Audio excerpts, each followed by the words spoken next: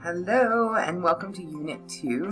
By now you're becoming somewhat of an expert in your D2L psychology course. You've discovered your first exam, you've kind of gotten into it, so now you're ready to move on to Unit 2. So first of all, as usual, there's your chapters. Text, Chapter 3, Chapter 4, your textbook chapters. So let's go into the Unit 2 breakdown. For the Unit 2 breakdown, you're going to start off with the Unit 2 video, which you are watching. Thank you for watching. And then here's your objectives. You can check those out. Your video lectures. Hopefully you watch the other ones in your other units. Good stuff. Please make sure to watch these lectures, especially the bio lecture, because again, the more you hear the verbiage, the better you'll do in the class. The more your brain kind of soak it in. So, and then the cognitive functions of sleep.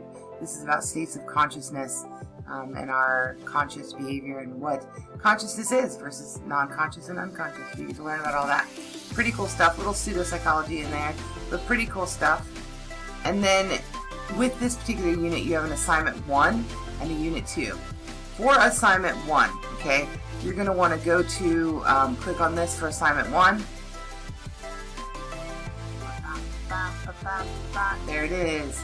And of course, I'm an instructor, so I don't know why I do that all the time. So let me turn myself into a student really quick. Become a student. I am now a student. So I go into my assignments, and again, you can click directly from the content page. So here is the assignment. All right, this explains to you how to do the assignment, all that jazz. And then here, if you click on assignment 1 here, this is going to include kind of a briefer description. But what it will include in the briefer description is a video on how to do the assignment. So watch that video, check it out. There's some samples in here. Now I'm going to be serious with y'all. This has a rubric. And the rubric is going to be found right here. With this rubric, it's going to give you clear guidelines of how you need to do the assignment. And this is your assignments. Your assignment explanation can be found here. Let me pull this up for you. Hold on. Where is it? Okay, here it is. So when you push right here, this is what's going to come up. It's your actual assignment. So we go here. It basically is asking you to create a scenario. I'm not going to go over it all because you do have it, an explanation in your course. So check that out. This is the assignment. So and then check out the rubric and how that applies to it. So for example, here, you know, it says fully describes, and here it says clear description of.